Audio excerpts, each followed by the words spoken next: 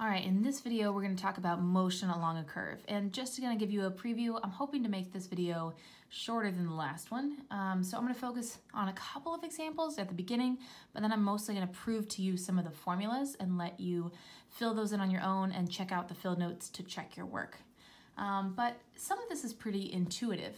So if we're still talking about motion along a curve, we've still parameterized our vector in terms of time. And I just want to add one more thing up here. It is that our vector function r of t, that's our position function, or position vector. Okay, so you can add that in just to give you a sense of what things are. So we've got our position vector, the velocity vector. This is still the limit definition,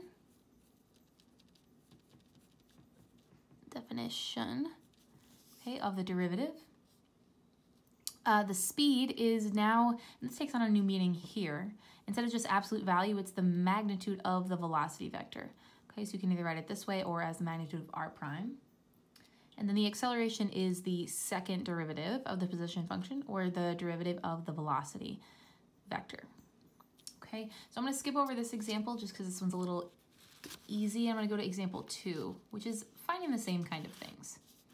All right, so it wants me to find the velocity, acceleration, and speed of this vector here, but it also wants me to draw the curve, and that's what I'm going to focus on for you guys. So just adjust that a little bit. Okay, so first, I need to make sure I know what the position is. So r of pi over 6. I need to press this down a little bit. Okay. Sorry, just got my paper kind of scrunched up here. That's a little better. Okay, it's our position vector. Well, sine of pi over 6, that's going to be 1/2. And 2 cosine of pi over 6 will be 2 times root 3 over 2, which will just be, I should make this a vector, shouldn't I?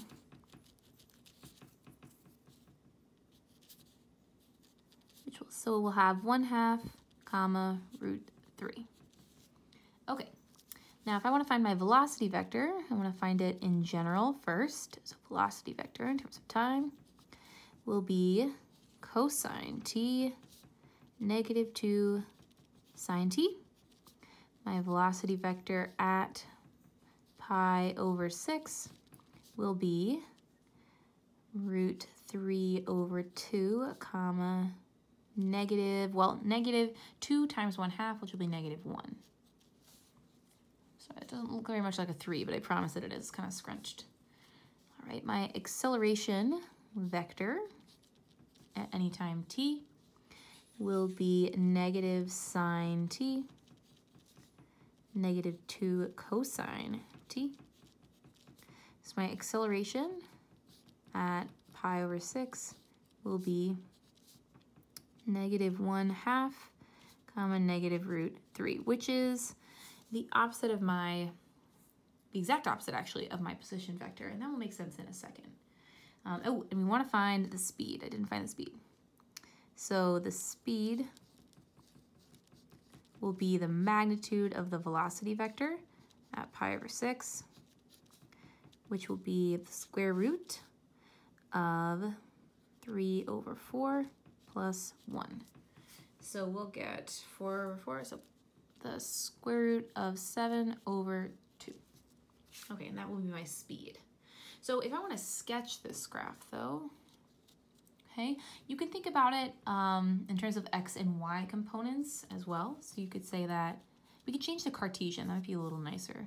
So x equals sine of t and y equals 2 cosine of t, which means that y over 2 equals cosine of t. Well, if sine squared plus cosine squared is 1, that means that x squared plus y squared over 4 is equal to 1. Okay, and that you should recognize that as the equation of ellipse. The major axis is on the y-axis, minor on the x. Okay, here we're going to have a major radius of 2. So if I'm sketching,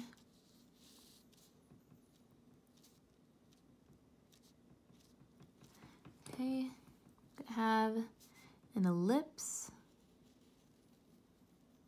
Sorry again for my sketching. Okay, an ellipse. Looks kind of like an egg. Oh well. Okay, then if I take a look at where my position vector will be, that will be somewhere kind of up here. So that will be my position, r of pi over 6. Okay, and then the velocity vector at that point and the acceleration vector at that point. Okay, well, my velocity vector, I will go positive in the x direction but down in the y direction. So it will be something like this. So that would be pi over 6, the velocity vector. And then my acceleration vector points right back at the center, which should be normal. Okay. All right, and that's kind of our sketch of that graph. Okay, so these should feel very familiar from BC. Okay, I want to do one example where we talk about integrating. Okay, so one with derivatives, one with integrating. So I've got a particle here starting at the origin. It's got an initial velocity. Okay, so velocity at time 0, which is 1, 2, 1. The acceleration at any time is t1 t squared. And we're supposed to find the position function. All right, well, we all know that we should integrate that. All right, so the velocity will be the integral of, and since we don't have any bounds for reference, we're just going to integrate it in general. Okay, and that will be t squared over 2 plus t cubed over 3. All right, but don't forget, it's an indefinite integral, so I had to add c, okay, the vector. Well, I have an initial condition for the velocity. At time 0, I should have the 0 vector plus c, and that would be 0, 0, 0. And this should be equal to 1, 2, 1. So we have that c is the vector 1, 2, 1. Okay, so I found c. Before we integrate, let's combine those two together. So I'm going to get that my velocity vector at time t is t squared over 2 plus 1. These should be commas, shouldn't they? Sorry for my poor notation. Okay, plus 1, t plus 2, and t cubed over 3 plus 1. So that's my velocity vector. Now I'm still looking for my position vector. Okay. All right, and remember, it starts at the origin. So another initial condition I could have written down at the beginning was that r of 0 should be 0, 0, 0. Okay, we'll use that for our c when we integrate b. So the position vector, r of t, should be the integral of v of t. And if I integrate that, I will get t cubed over 6 plus t, t squared over 2 plus 2t, and t to the 4th over 12 plus t. All right, and then plus c, vector c. Now if I take a look, r of 0 should be the 0 vector. If I plug in 0, I will get 0, 0, 0. So that means c is the 0 vector. So last but not least, my conclusion, the position vector should be exactly what we were before. T cubed over 6 plus t, t squared over 2 plus 2t, and t to the 4th over 12 plus t. Okay, just a little integrating. Okay, final answer there. Now, if let me see if I want to do this next example or not. Okay, I think I'm going to skip this one just because it's another example of finding the position vector. They've given at t equals 1 though, so our answer should be r of 1, like a scalar, or not a scalar, excuse me, a vector in which the components are already determined, just number, number, number. Okay, and they gave me 2 initial conditions here, so you can use that to solve. Okay, so I'm going to leave that one to you to do in the notes, so go check the notes. But I want to talk a little bit about these formulas right here in the middle. Okay, so we can now redefine these curvature formulas in terms of velocity and acceleration. This came from 12.5. Okay, and so did this formula. These came from 12.5. Okay, but if we look at this r as a position function, then we can say that this is the same as the velocity and the acceleration. Okay, and then that this is the magnitude of the velocity vector cubed. Okay, so we should use this one, okay, if we've got velocity and acceleration. And we're going to talk about how to express the acceleration, okay, in 2 different components in terms of the tangential and the normal components. Okay, and this is where we go back to that chapter 11 where we do talk about components, projecting, like doing scalar projections. So this diagram over here, let me see if I can center this a little bit more. Got a ton of stuff. Well, maybe not. Okay, but if you look over here on our right side, I've got this curve, this kind of like driving path right here. So let me highlight it so you can tell what I'm talking about. Okay, all right, so that's our curve. And if we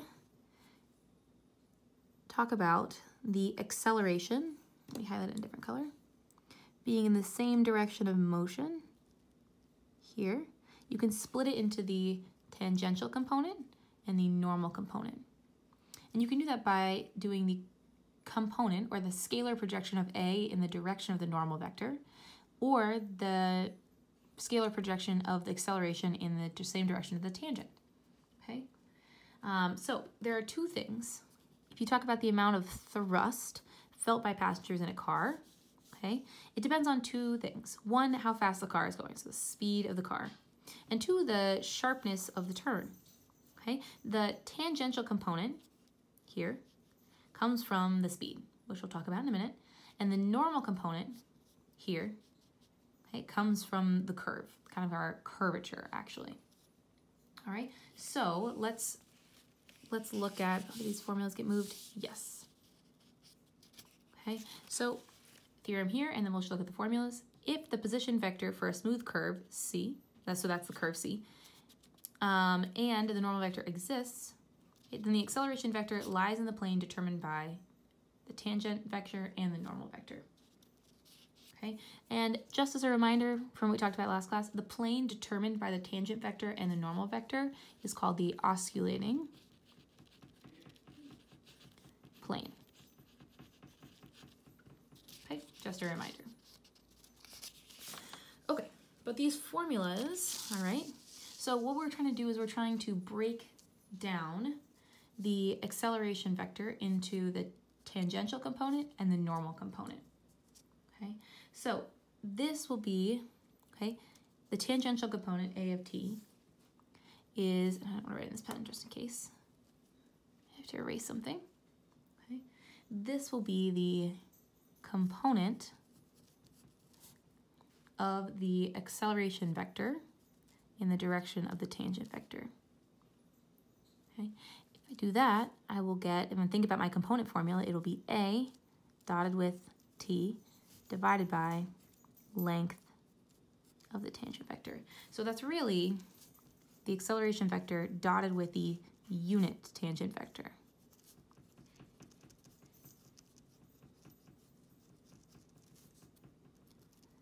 Okay, and if I think about the normal component, similarly, I should get the component of the acceleration vector onto the normal vector, which will be the acceleration vector dotted with the normal vector over the length of the normal vector, which would just be the acceleration vector dotted with the unit normal vector.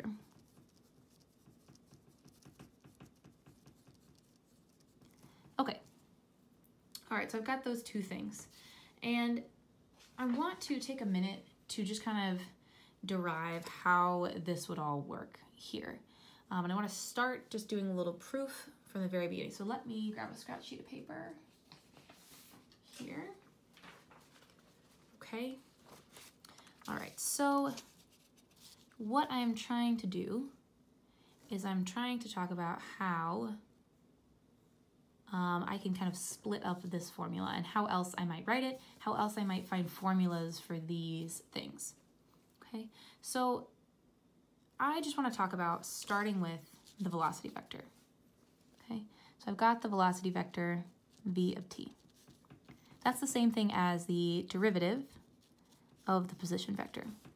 Okay, so that means that since the unit tangent vector is the derivative of the position vector over the magnitude of the derivative of the position vector, that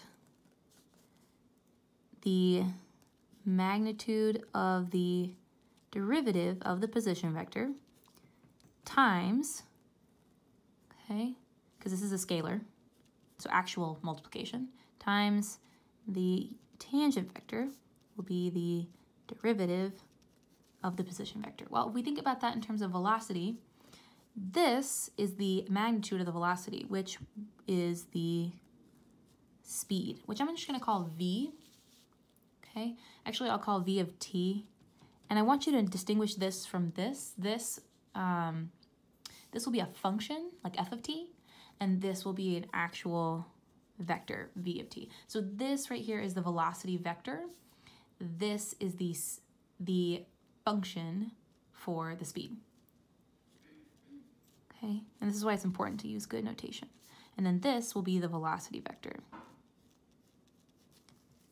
Okay, all right, now that we have that, well, if we want to find the acceleration, which would be the derivative of the velocity vector, okay, so acceleration vector will be the derivative of the velocity vector, which I can do by using the the product rule. I was about to say the dot rule, but the product rule here. So I will have the derivative of speed times the tangent vector plus the speed times the derivative of the tangent vector. That's using my product rule.